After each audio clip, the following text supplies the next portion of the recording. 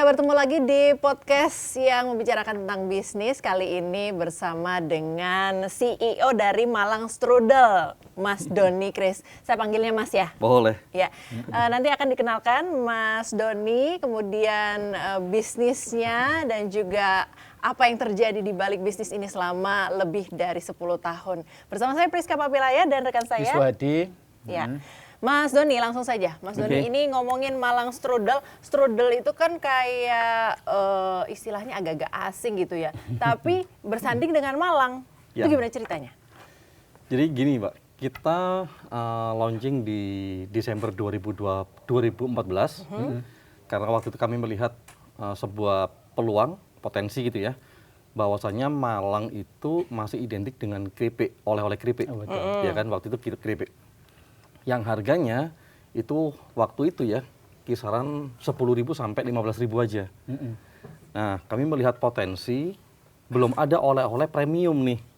Padahal oleh-oleh ini kan sesuatu yang diberikan kepada mungkin bos kita, orang yang kita sayangin gitu ya. Jadi kalau cuman yang segmennya level bawah, ini segmen atasnya nih belum ada nih yang garap nih. Padahal kebutuhannya sangat luar biasa waktu itu. Ya. Apalagi Malang ini tempat wisata yang lumayan terkenal ya. Betul. Nah, itu nanti aku ada cerita nih, kenapa kok tahun 2014 nih, gitu. Kalau tadi pertanyaan strudel, gitu kan.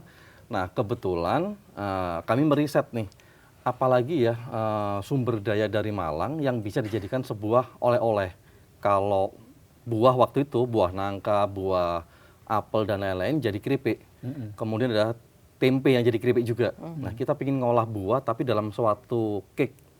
Nah, akhirnya carilah kita kemana-mana referensinya, ketemulah strudel namanya. Strudel itu sebenarnya dari Austria, dari tahun berapa ya, 1200-an lah gitu ya, sudah legend lah di sana, ya klasik.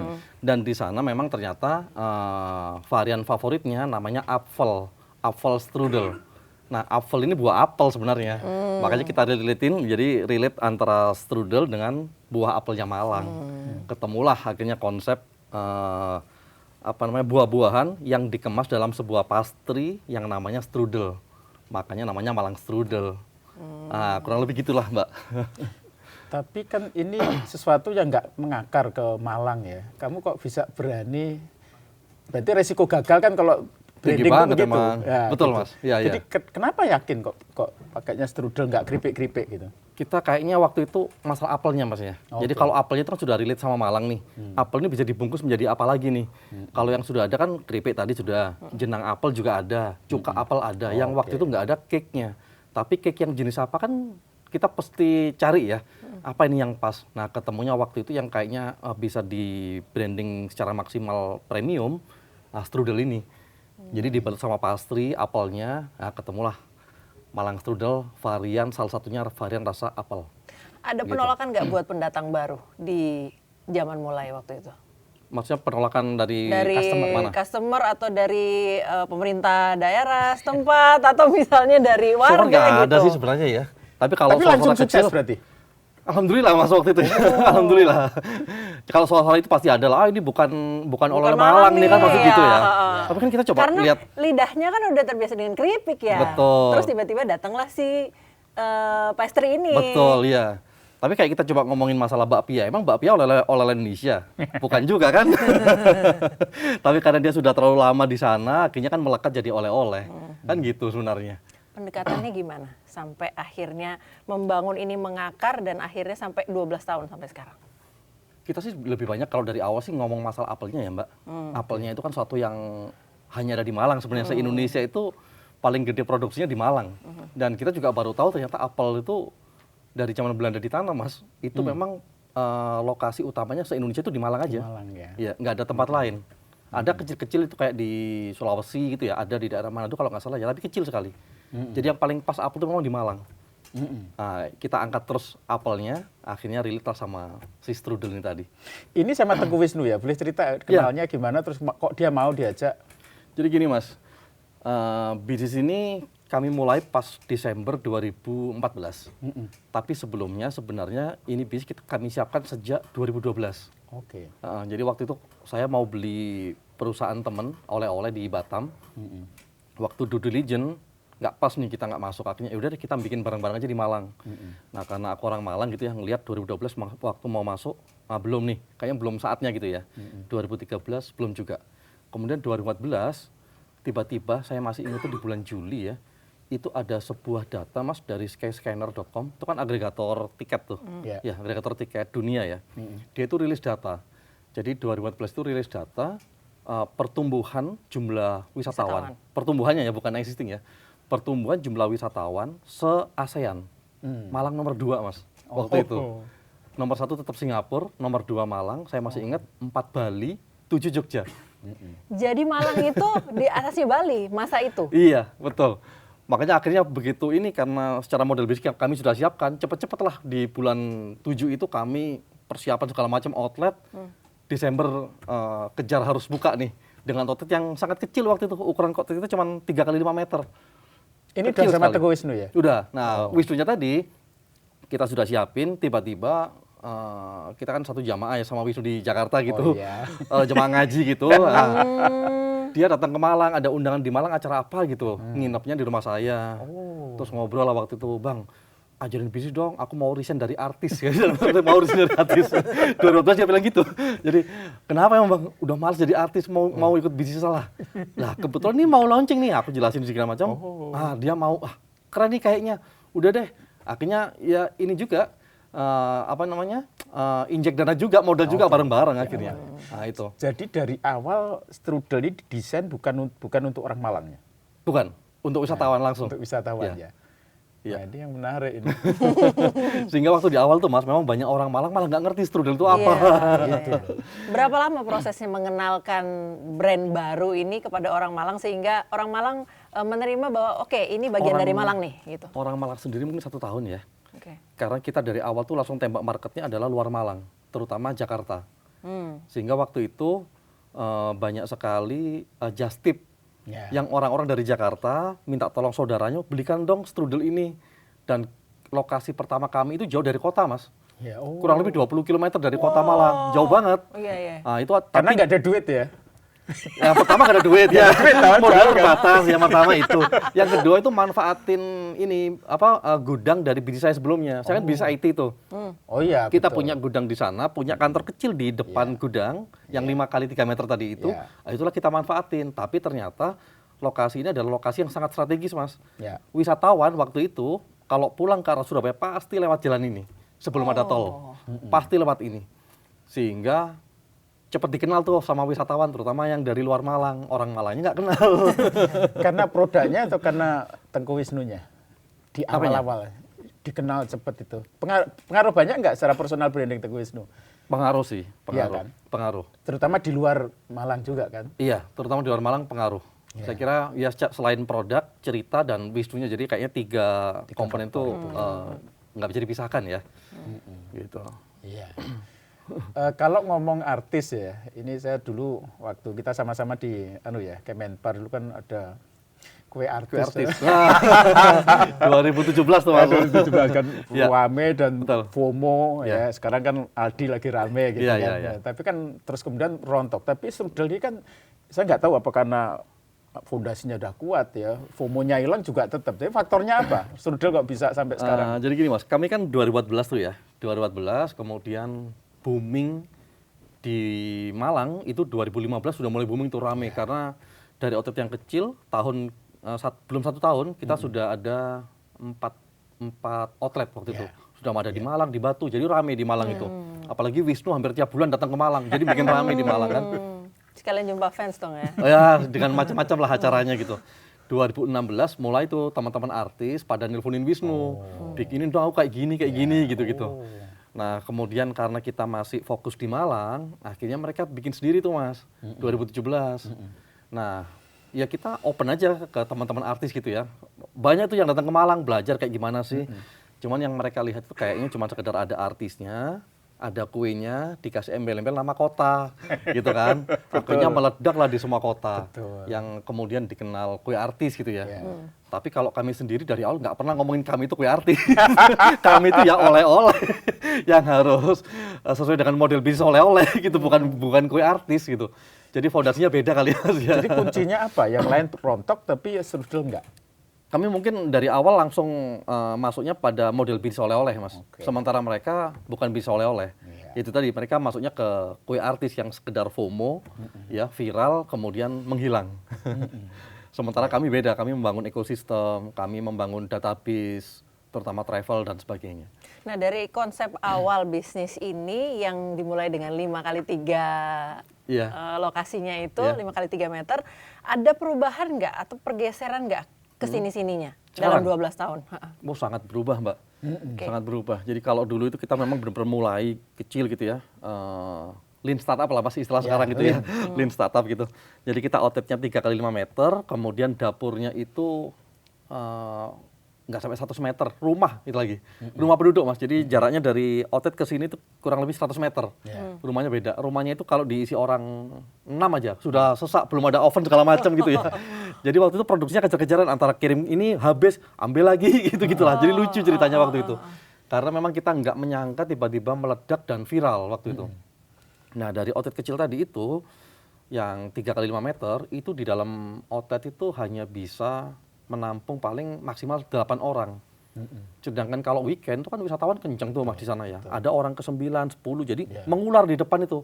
Sampai 100 orang pernah kita. Dan sering sekali seperti itu. Semakin mengular, semakin orang penasaran kan waktu itu, ini apa ini? Kita di belakang kelabakan nih, dapurnya nggak siap. Antara penasaran sama agak diprotes sama warga sekitar nggak sih? Kalau warga nggak sih, Mbak, karena di pinggir jalan ya, di tepi jalan ini, jadi jauh dari perkampungan gitulah. Nah itu, jadi kejar-kejaran antara produksi, begitu nyampe sini habis. Jadi banyak yang marah-marah, antrean ke 50 sudah habis marah-marah. Dikiranya itu trik marketing. Nah ini paling trik marketing. Padahal sebenarnya lean startup aja. Itu. Nah jadi di awal-awal, ya memang saat karena kecil gitu ya, jadi mengular luar biasa gitu. Kemudian saat tahun pertama, saat outlet kita masih 3-4, masih kejadian seperti itu. Karena outlet kita kecil-kecil, semuanya paling sekelas 1 ruko gitu ya. Nah kalau sekarang sudah beda Mbak, di 12 tahun. Kita outletnya sudah gede-gede. Sekarang udah berapa outlet? 9. Oke. Yang paling di luar baru, Malang ada? Nggak ada, kita di Malang semua. Yang karena paling gede oleh-oleh kemarin. Malang. Betul. Iya. Jadi dari yang tadi 3x5 meter, sekarang outlet kita 1,2 hektar. Baru launching 2 bulan kemarin. 1,2 hektar? Iya. Wow, besar banget. Oh, Nah, itu itu. 1 dari 9 ya? Itu dari 9. isinya strudel semua? Enggak, kita kan Oke. banyak produk Apa UMKM. aja di sana sekarang? Yang di mana nih? Yang, 1,2 hektar tadi. satu Yang di hektar. Kota Batu itu ada strudel pasti, ada dapurnya. Kita taruh sana sekarang dapurnya. Jadi orang bisa factory tour lah, lihat kita persis gimana. Kemudian ada produk UMKM itu ribuan. UMKM dari Malang Raya ya. Ada gelato, ada kopi, ada di belakang ada tempat buat event yang besar, macam-macam lah Mbak sekarang. Jadi Secara berubah. bisnis model ada pergeseran. Apa ini ekosistem atau apa? Dulu kan toko biasa jualan Iya, oleh-oleh betul. kan. Dengan Iya, benar, sekian Mas. hektar tadi itu ada perubahan Sebenarnya model bisnis. mulai dari tahun ketiga ya kalau nggak salah, tahun ketiga itu sudah mulai berubah kita. Kalau awalnya kita satu toko hanya menjual strudel aja.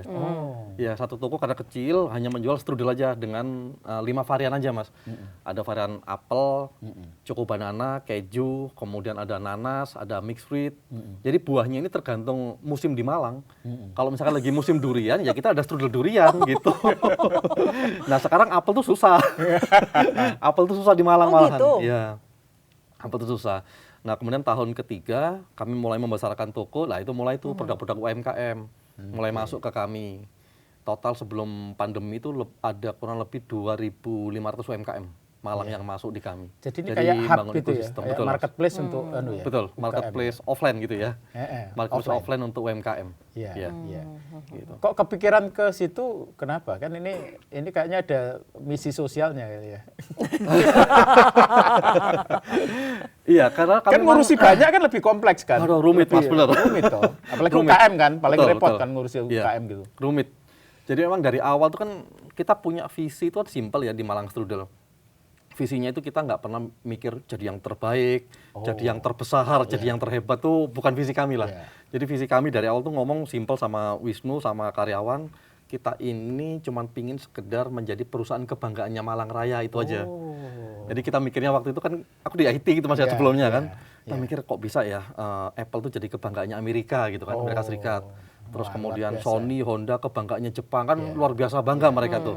Terus kemudian Xiaomi, Huawei kebanggaannya Cina. Kita kecil aja deh, Malang terus jadi kebanggaannya Malang Raya aja. Sehingga dari awal kita memang mikirnya sudah bangun ekosistem itu tadi, Mas. Jadi nggak hanya jual produk kita aja.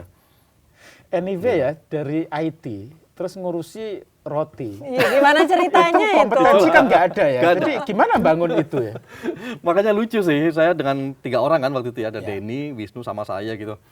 Jadi kalau saya itu mindsetnya, kalau Denny Wisnu juga nggak ada background roti kan? nggak ada, Denny yang ada. Oh, Denny kan memang sudah 10 tahun di oleh-oleh. Dia. Oke. Nah, kan dia bikin di Batam kan. Ya. Makanya kalau Denny mikirnya ya ini perusahaan oleh-oleh nih gitu. Ya. Kalau Wisnu beda mindsetnya. Ini perusahaan entertain, produknya oleh-oleh gitu. Jadi dia, ya Mbak, jadi kayak kita bikin media aja di sana itu. Jadi sebenarnya bertiga ini juga punya Kepala sendiri ini beda-beda. sendiri Iya, ya. betul. Nah, kalau saya sendiri mikirnya ini perusahaan IT, produknya aja oleh-oleh. Sesuai background masing-masing. Iya, betul. Makanya dari awal kita langsung siap dengan sosial media, tim IT segala macem gitu-gitulah. Itu mungkin jadi ya kelebihan mungkinnya bisa dibilang Dan gitu. itu menjadi kekuatan di era 2014 itu kan medsos banget ya. Setelah itu belum ada yang main di medsos. 2018 ya. Ya, Mulai 2012 medsos ya. sudah mulai Instagram ya waktu kalau salah. Facebook, Instagram ya. Instagram baru masuk. Tapi nggak banyak perusahaan yang sudah manfaatin Instagram. Kita termasuk yang pertama lah waktu itu karena ya kebiasaan di IT aja. Ini tiga ini masih akur ya? Masih dong sampai sekarang. Ah, ini kan tantangan bisnis, mulai bisnis. Awalnya kan campur bagus kan, tapi Betul. udah sukses terus pecah sendiri-sendiri. Enggak sih, Ini alhamdulillah. anunya apa?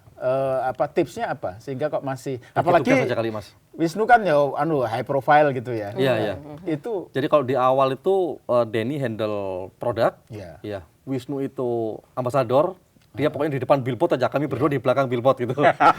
Kalau saya handle di Komunikasi. marketing dan brand, gitu aja. tapi beda ini kan biasanya kan bentrok kan. Iya Mas, di awal bentrok-bentrok lah Bentrok, sering. ya. Tapi justru saling ngelengkapin itu Ya. apa?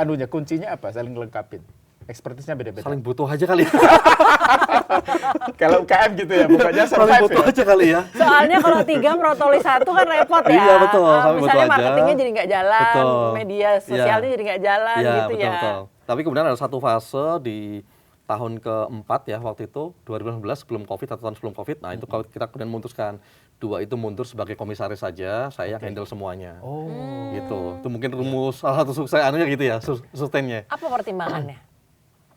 Pertimbangannya itu tadi kepalanya makin Banyak. makin tajam mikirnya, jadi pinginnya kayak gini gitu. Akhirnya kita putus ya udah deh, harus satu aja yang menjadi leader gitu ya. Dan kebetulan saya di Malang. Karena pertimbangan itu. Jadi lebih bisa mahamin market Malang, kemudian lebih ngeblend dengan komunitas karena sudah mulai bangun ekosistem kita di sana. Ya. Gitu. Ini satu hal yang menarik dan saya kira dari awal Doni sudah mikirin ya antara city branding dengan Ya, produk ya. branding ya. Jadi Ya, ini betul. kan pertamanya kan sulit tadi karena Strudel itu rootnya nggak di Malang. Nggak di gitu. Malang. Sementara ini mau dijadikan ikonnya Malang itu Ya. kan challenge-nya berat dan Ya. mungkin Pak Bupati, Pak Wali Kota juga nggak mikirin ini, malah swasta mikirin ini gitu Iya, ya. iya. Ceritanya gimana tuh?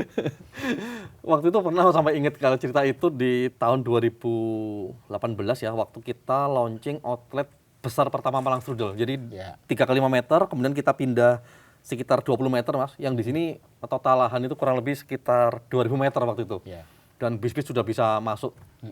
Waktu kita launching itu, saya masih ingat Kepala Dinas Pariwisata itu datang ke acara kita, membacakan dari Pak Bupati gitu ya, dia bilang, kami itu agak heran nih dengan Malang Strudel katanya.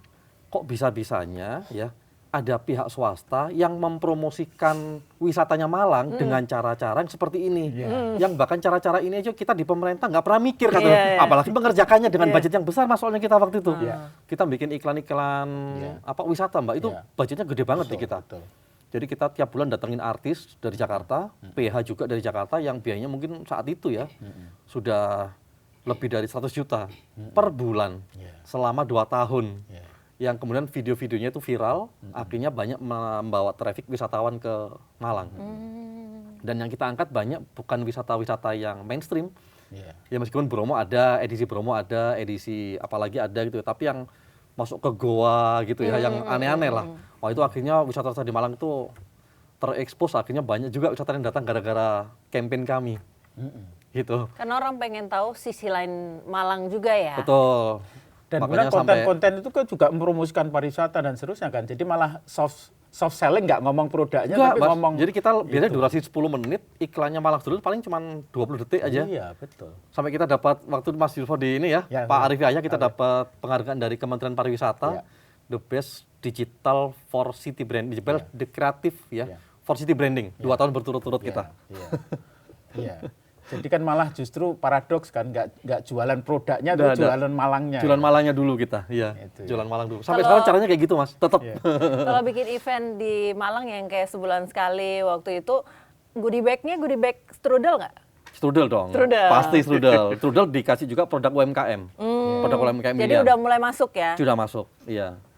Sudah Tapi masuk. nggak terus kemudian gandeng kan ya? Nggak gandeng Pemkot atau apa? Oh kami terus Mas akhirnya nggak ada Terus yang ya, Pemkot akhirnya ya, ya? karena sudah membangun ekosistem tadi, akhirnya Pemkot, apa namanya, UKM, komunitas-komunitas lain, komunitas seni gitu kan, semuanya sudah ngeblend di kita sekarang. Bahkan kita sudah sediaan ruang khusus di sana. Ini bukan CSR ya, jadi ini bisnis ya. Ya apa Mas, ya nggak bisa dibedain antara CSR sama bisnis ya. Ya CSR tetap karena dananya kan dari perusahaan ya, tapi kan impact-nya juga ada nih. Gitu, kayak kita punya ambulan gratis itu ada 2 di Malang. Itu 24 jam, 7 hari free semuanya. Dari produk sampai punya ambulans gratis, Iya, tuh iya. gimana ceritanya? Itu tadi Mbak, karena visi tadi ya, yang kita akarnya dari sana. Iya. Jadi kita pingin ya bareng-bareng lah sama teman-teman di Malang. Warnanya warna strudel. Iya dong, putih hijau warnanya. Jadi ini menarik ya. Jadi apa ya? Misinya itu gabungkan antara mengembangkan daerah sama mengembangkan produk ya. Dan itu udah nggak bisa dipisahkan. Nggak bisa ya. dipisahkan. Ya, Kan biasanya kan CSR itu dari Sendiri, profit 5% untuk yang CSR ya, Ya. untuk Malang gitu. Kalau Ya. ini kan sudah jadi satu ya. Jadi satu Mas, makanya bingung kita ngitungnya berapa persen sebenarnya. Jadi muncul ide itu gimana nih? Artinya kan hitungannya kan rugi as a businessman gitu ya. Kita kok untuk jual Malang gitu kan. Iya. Tapi kan kadang-kadang Gimana ya? the more you give, the more you get gitu kan. Iya Mas, bener. Ya mungkin karena kecintaan sama Malang gitu ya. Kayak kita nonton bola, kalau Arema itu udah fanatik banget tuh Mas. Mau biaya berapapun keluar deh, nggak ngitung untung rugi ya. Mungkin kira-kira seperti itu kali. Untungnya 2 rekan bisnisnya Mas Bisa ini ngerem tuh. bisa menyerahkan. Oke, yang anak Malang silakan gitu Iya, ya. bener tuh. Kalau enggak kan tarik-tarikan Iya, dong. iya benar. Iya. Jadi pahlawan city branding Malang ya Doni ya harusnya. Wah, Tapi enggak lah. anyway nggak tertarik kan jadi apa maju untuk Caleg. walkot atau Kok. Jadi Mas, saya dari 2014 sampai sekarang 12 tahun ya, Ya. saya sudah jadi Mas wali kota Malang Strudel. Ya. Kalau di Malang Raya itu kan 3 tuh, Malang Iya. Kota, Malang Kabupaten sama Iya. Batu nih. Nah, kita Malang yang Strudel aja. Bukan kota dan kabupaten. Iya. Ya, menarik ya.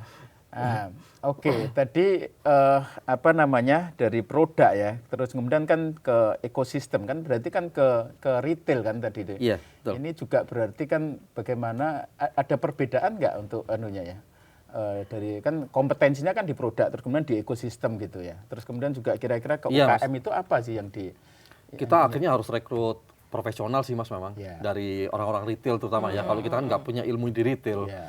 Ilmu di toko kue aja kita juga sebenarnya nggak punya, kan harus belajar dari awal. Tapi begitu produk UKM pada masuk, ya mau nggak mau kita harus hire profesional akhirnya. Sekarang jadi berapa? Karyawan ada berapa? Kita total berapa ya, dengan osor segala macam mungkin 400 lebih lah. Besar ya. Iya. Jadi, Iya, iya. menjaga kualitasnya tetap selama 12 tahun. Itu agak susah Mbak, terutama di supplier buah. Karena kan kita buahnya kan fresh ya.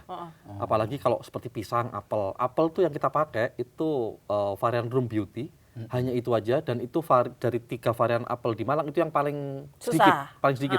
Dan sekarang makin nggak ada barangnya. Karena Petaninya pindah ke jeruk. oh, Jadi nanam apel itu susah banget Mas. Nanamnya susah banget, padahal sama pemerintah Kota Batu itu sudah benar-benar dibantu segala macam ya petani itu. Tapi ya itu tadi, diperhatikan gitu ya. mereka kalah saing dengan buah lain, kemudian kalah saing dari produk impor, terutama Cina. Apel Cina bagus-bagus masuk Indonesia. Mereka kalah saing, akhirnya kita sekarang ini produksi apel yang varian apel ya, strudel apel itu hanya di weekend. Di hari-hari biasa nggak ada. Setahun terakhir ini kita kesusahan. Itu kalau apel. Yang pisang juga sama, pisang itu kan kadang nggak sama ya rasa antar bulan ini dan bulan depan. Itu yang susah, Mbak. Jadi kita benar-benar harus pilih suppliernya yang benar-benar, itu pun masih sering kecolongan. Kadang ada yang agak keras dikit gitu. Tapi ya gimana, ini kita harus ngomongin ke customer, ini buah-buahan yang fresh, yang kita nggak ada pengawet, nggak ada segala macam lain-lainnya gitu. Sejauh ini customer-nya paham? Ya, alhamdulillah. Ya begitu ada komplain langsung kita kirimin deh, kita ganti langsung gitulah intinya. Plus nama besarnya strudel juga kali ya. Kalau ini nggak buka ke luar daerah ya, Haji misalkan bikin di Jogja dan terusnya, kenapa nggak buka Mas. di? Kita dari awal memang pinginnya bener-bener cuman Malang aja deh. Kalau orang pingin nikmatin Malang terus ya harus ke Malang gitu. Gitu ya. Iya. Lebih kepada faktor kompleksitas operasi atau? Enggak sebenarnya, kalau kooperasi sebenarnya ini gampang direplikasi gampang ya? direplikasi kemana-mana Ya. gampang. Cuman kita pingin membawa, ini kan kita ngomongin strudel kan pingin supaya orang pulang dari Malang punya pengalaman berbeda ya, sehingga dia harus datang ke Malang. Meskipun secara brandnya kami sudah patenkan Mas 30 kota. Malang strudel, Bandung strudel, Bogor strudel, semua Indonesia sudah kita Tapi patenkan. belum terlaksana ya, artinya belum ekspansi ke sana. Kita ya? memang nggak ekspansi kayaknya, Oh, iya, cuman nggak iya. tahu ya nanti. Pokoknya Tahun bikin nama ke-20 dulu aja ya. Pokoknya ini dulu deh. Karena ternyata waktu kita booming itu, ada ratusan strudel ternyata Mas, brand yang berkembang di luaran. Karena Malang strudel? Karena Malang strudel. Saya pernah jalan ke arah Jogja, Gunung Merapi, itu ada kecil gitu, toko kecil, Merapi strudel gitu. Beneran itu, ada ternyata. Terus sampai di kota kecil lagi, di Jember strudel itu ada. Jadi ada kota-kota besar aja yang kita sudah patenkan. Dari beberapa juga ada yang tiba-tiba naik dan kemudian kami somasi dan kemudian nggak jadi pakai brand itu.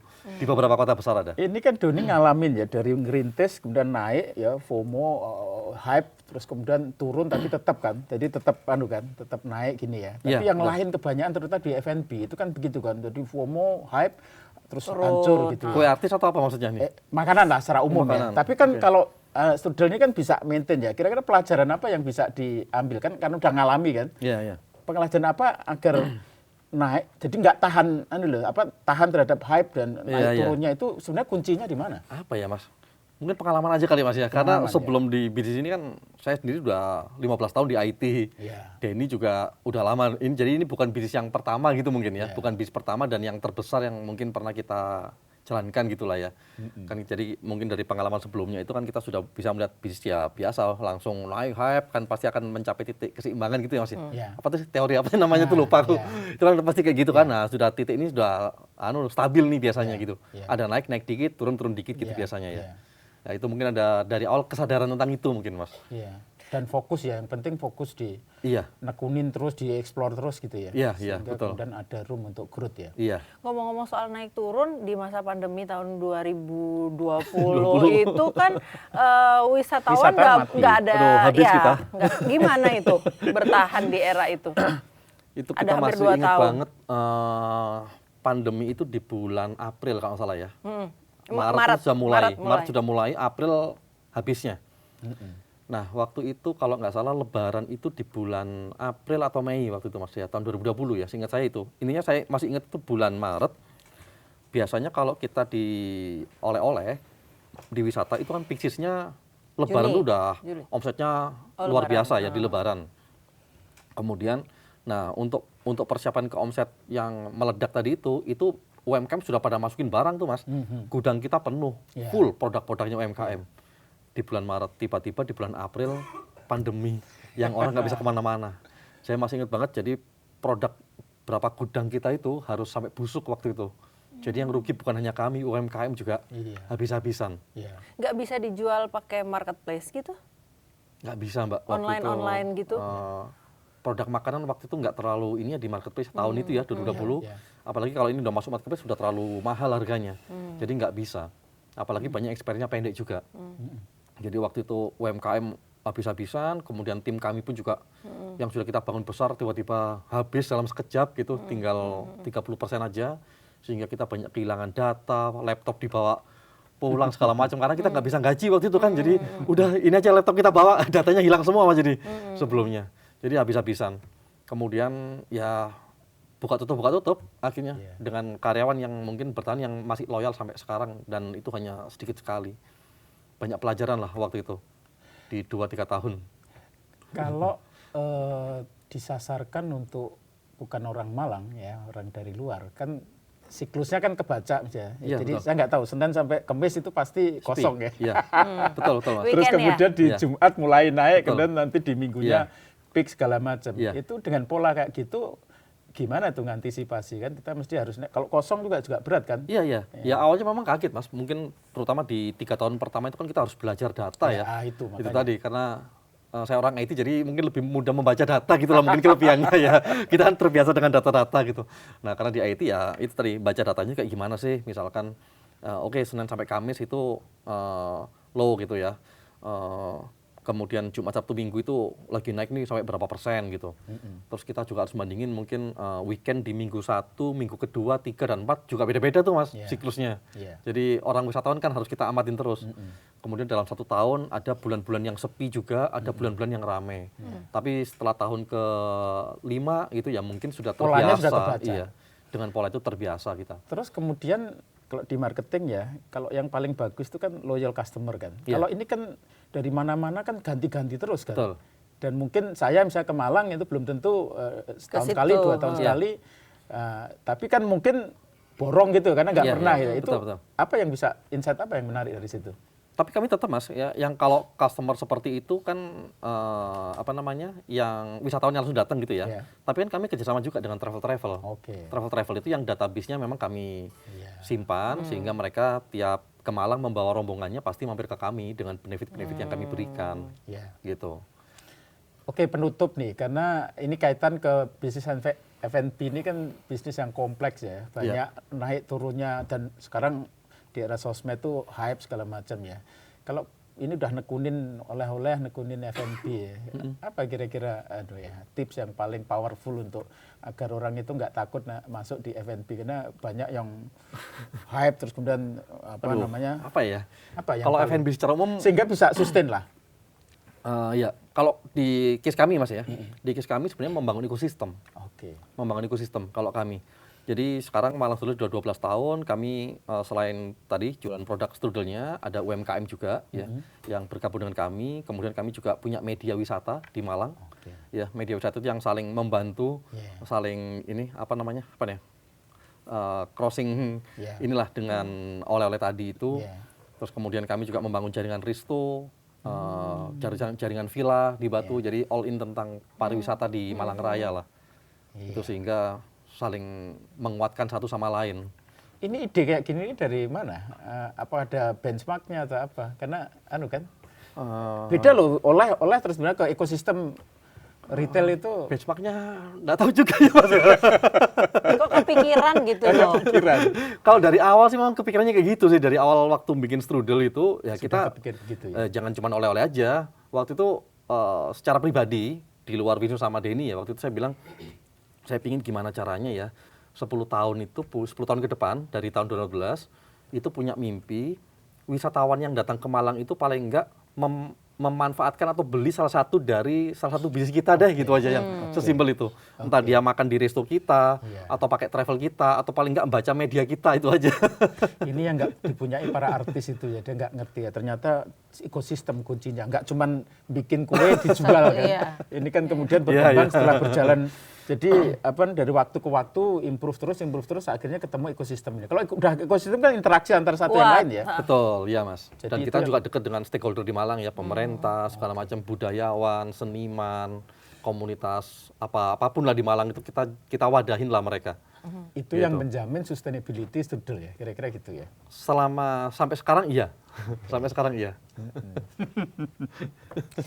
Baik, terima kasih Mas Doni Kris, Ya. CEO Malang Strudel yang sudah datang sharing tentang strategi bisnisnya yang tadinya saling membaca antara 3 pertemanan ini punya ide masing-masing tapi kemudian berubah, berkembang dan menjadi kuat gitu ya. Terima kasih sudah datang. Ini langsung dari Malang loh, diimpor langsung dari Malang, nyetir sendiri bersama dengan keluarga. Terima kasih sudah hadir di meja kita, di meja podcast kita hari ini membicarakan tentang bisnis dan kita akan bicara soal podcast bisnis lagi lain waktu bersama saya Priska Papilaya dan Yuswa Hadi. ya, pamit. Terima kasih.